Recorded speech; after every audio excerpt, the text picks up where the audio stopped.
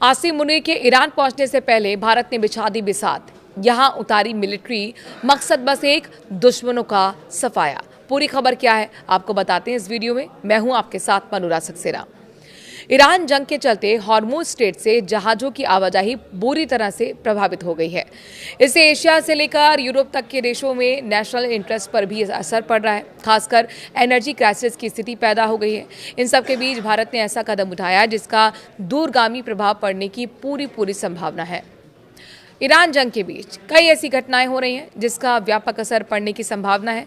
आतंकवाद को state policy की तरह इस्तेमाल करने वाला पाकिस्तान संकट के बीच खुद को शांतिदूत बनाने की हर संभव कोशिश कर रहा है। इन सब के बीच भारत ने एक ऐसा कदम उठा दिया है जिसकी धमक दूर तक सुनाई देने लगी है।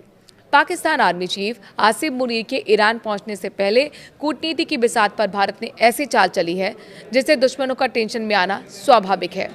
वेस्ट एशिया में तनाव और हॉर्मुज क्राइसिस के बीच इंडियन आर्मी की टुकड़ी सेंट्रल एशिया में उतरी है। इसका उद्देश्य आक्रमण किसी को टारगेट करना नहीं है और बल्कि शांति के लिए हिमालयी प्रयास करना है और ऐतिहासिक दोस्ती को और मजबूत करना है।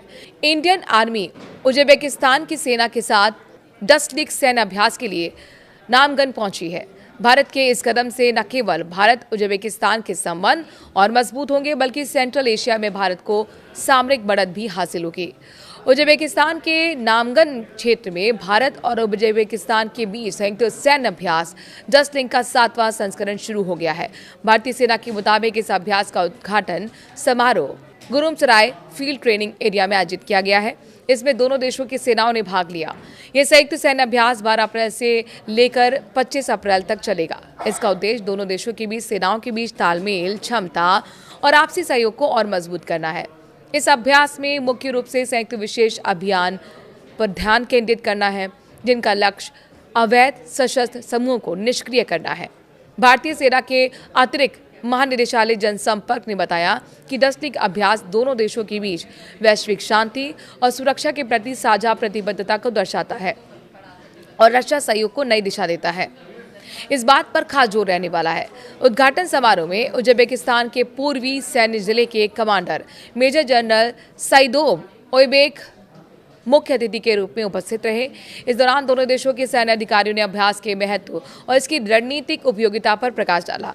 रक्षा मंत्रालय के मुताबिक इस अभ्यास का प्रमुख उद्देश्य पहाड़ी क्षेत्रों में संयुक्त अभियानों को प्रभावी ढंग से अंजाम देने की क्षमता को विकसित करना है। इसमें सैनिकों की शारीरिक फिटनेस, संयुक्त योजना निर्माण, सामरिक अभ्यास और विशेष हथियारों के उपयोग से संबंधित कौशल पर विशेष जोर दिया जाएगा। अभ्यास के दौरान दोनों देशों की सेनाएं कई महत्वपूर्ण सैन्य गतिविधियों का अभ्यास करेंगी। इसमें भूमि नेविगेशन, दुश्मन के ठिकानों पर हमला और कब्जे वाले क्षेत्रों को मुक्त करना शामिल है। इसके साथ ही दोनों पक्ष एक साझा संचालन प्रणाली विकसित करेंगे जिससे कमांड और नियंत्रण संरचनाओं के बीच बेहतर समन्वय स्थापित किया जा सके।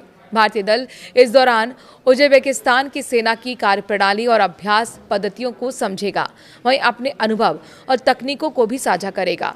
इस प्रकार यह अभ्यास न केवल सैन्य कौशल को बढ़ाने का अवसर है बल्कि ज्ञान अनुभव के आदान प्रदान का भी महत्वपूर्ण मंच है।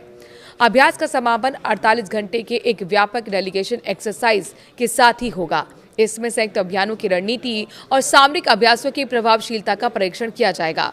डस्टलिक अभ्यास के माध्यम से दोनों देशों के सैनिकों के बीच आपसी समझ, विश्वास और सौहार्द को बढ़ावा मिलेगा। साथ ही अभ्यास भारत और उज्बेकिस्तान के बीच द्विपक्षीय संबंधों को और मजबूत करने में अहम भूमिका निभाएगा। विशेषज्ञों का मानना है कि इस तरह से संयुक्त सैन्य अभ्यास क्षेत्रीय सुरक्षा को सुदृढ़ करेंगे, आतंकवाद जैसी चुनौतियों से निपटने में महत्वपूर्ण भूमिका साबित करेंगे।